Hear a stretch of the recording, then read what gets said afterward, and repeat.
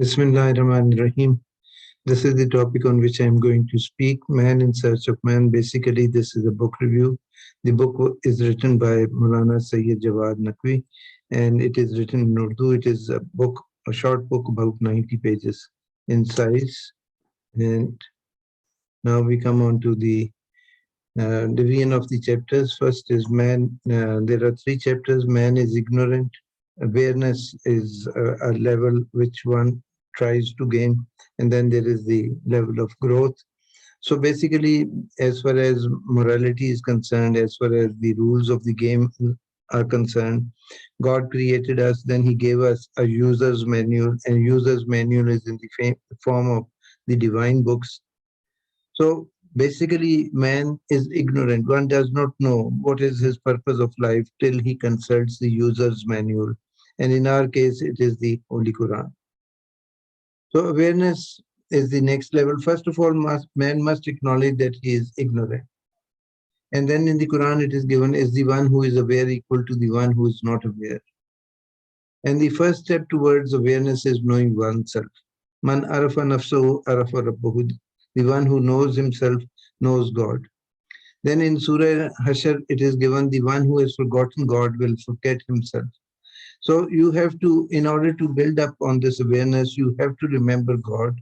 You have to follow the instructions given in the manual which He has given us in the form of the Holy Quran. And we must remember Him, we must pray to Him, we must seek guidance from Him.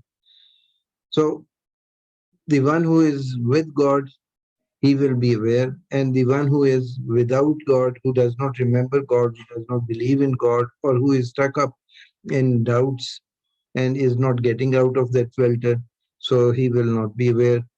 So the reality of the creator and the created remain intertwined.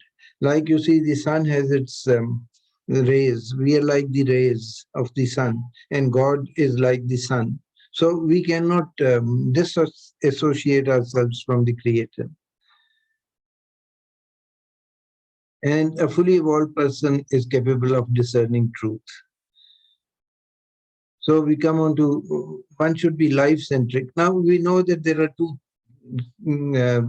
things in us. We are the spirit and we are the body also. The body normally is represented by the ego, and this ego has to be trained. And in order to train it, one has to use his emotions, one has to use knowledge, one has to use his thoughts in order to train it. Because ego normally um, operates at the instinctual level, and at the instinctual level, we need to guide it. So one should be life centric, not egocentric. One keeps on using I for oneself hundreds of times a day. Normally, we consider our body as I and our possessions as mine. The intellectuals have committed big mistake. Though they contributed in certain ways, they came up with the partial truths and presented them as total truths. And we have the example of Freud, Darwin, and Karl Marx.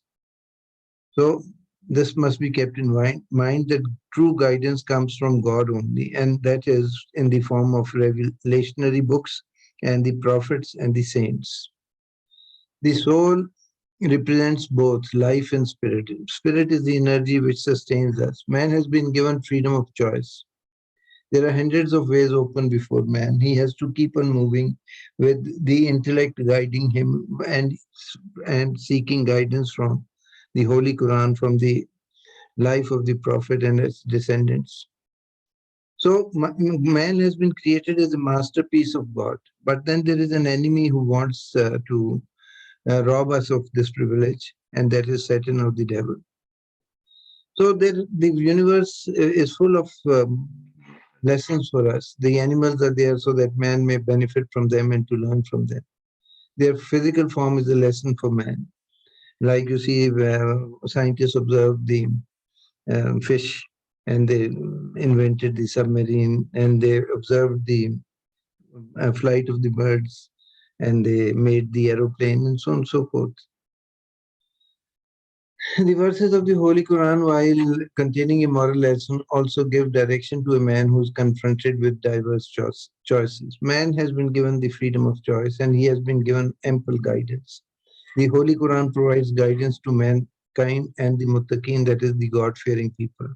In Surah Shams, it is given that man has been endowed with the ability to distinguish between good and evil, and the one who sides with evil, he will flounder, and the one who sides with truth and tries to ensure his growth, he will be successful. Bismillahir-Rahmanir-Rahim. والشمس وضحاها والقمر إذا تلاها والنهار إذا جلاها والليل إذا يغشاها والسماء وما بناها والأرض وما طحاها ونفس وما سواها فألهمها فجورها وتقواها. That is, we have given him guidance to distinguish between what is right and wrong. قَدْ أَفْلَحَ مَنْ زَكَّاهَا. If he follows the guidance, he will be purified, he will be successful. وَقَدْ خَابَ مَنْ دَسَّاهَا. But if he fails to do that, he will be damned, or he will lose the privileges which a believer gets. So nafs and its states, one must know what are the states of the nafs, and training and grooming and constant look after is necessary for growth. You have to shape yourself. God has given us clear-cut instructions that there is khalq and there is amr. Khalq represents, you see, Allah lahul khalq wal amr tabarakallah rabbil alameen. Khalq represents the material side of creation, and amr represents the spiritual side of creation.